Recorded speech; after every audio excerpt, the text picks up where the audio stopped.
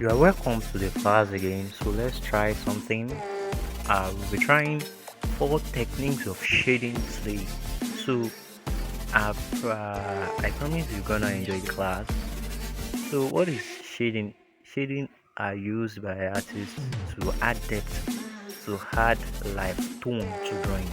Yeah, it makes drawing look more real and sometimes it gives meaning to drawing. Yeah. So let's know the types of the techniques of shading. We have the hashing, whereby you use lines.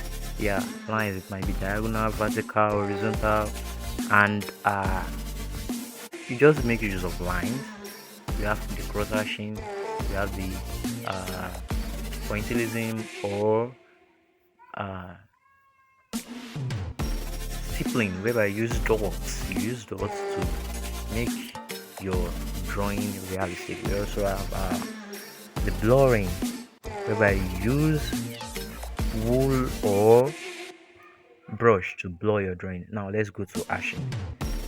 Let's start to hash. I told you that you mix of lines, that's line. You make use of line to give your drawing life, to add depth and meaning to your drawing.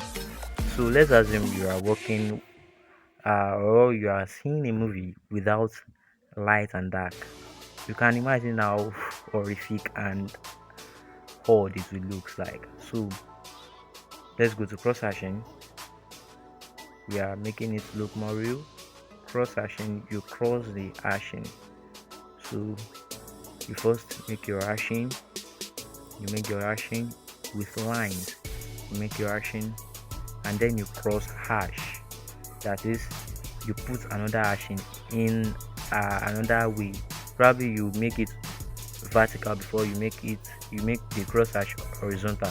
So let's go to pointillism or stippling, whereby you use dots. Yeah, note that note that that's the main key to pointillism. So many artists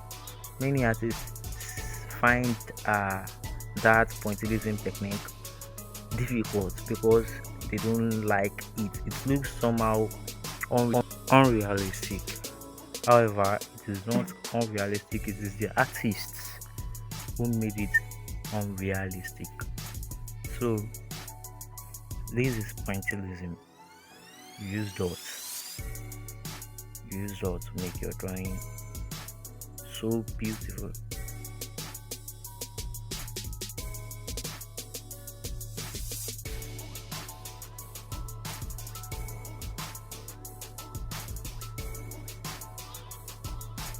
Now let's go to blurring. For blurring, you first make hashing. Yeah, you make hashing. This is hashing. Yeah. So you cross hash, but note, make it smooth. It must be smooth. So you cross hash and then you cross hash again, make it more smooth,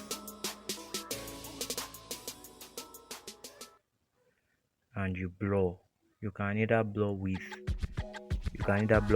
wool, cotton wool, or uh, brush. You can either blur with cotton wool or brush to make it more smooth. So let's use cotton wool. So we are blurring with wool now. So you blur it all together to make it smooth. Blurring is the technique used by most artists. So most artists love to use blurring as a shading technique because it is smooth and beautiful. Now let's try something. Let's draw something. Let's try an apple. So let's draw an apple. Let's draw an apple. This is an apple. You can see the shape. So let's put a leaf on it.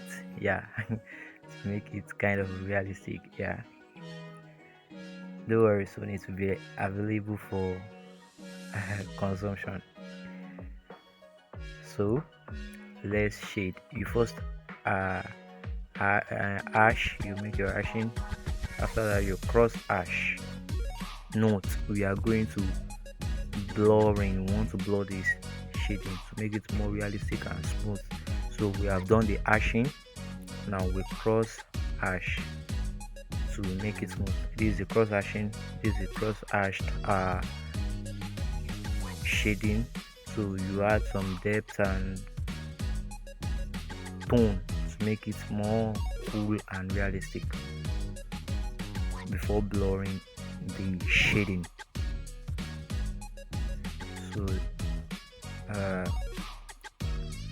by adding some tone, so this gives it depth. The part is dark than the part is darker than the other part.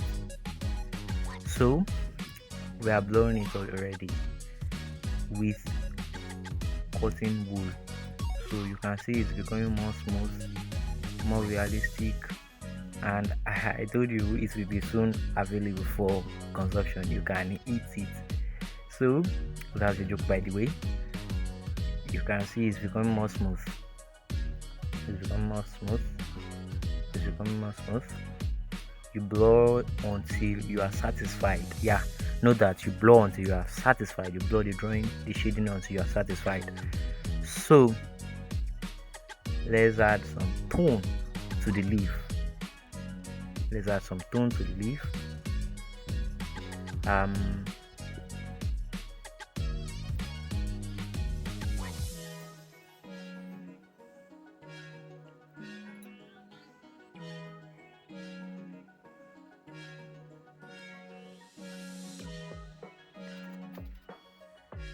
So till our next session, stay blessed and continue to practice. Know this: drawing is the easiest thing for those who love it. Yeah, you enjoy it, I promise.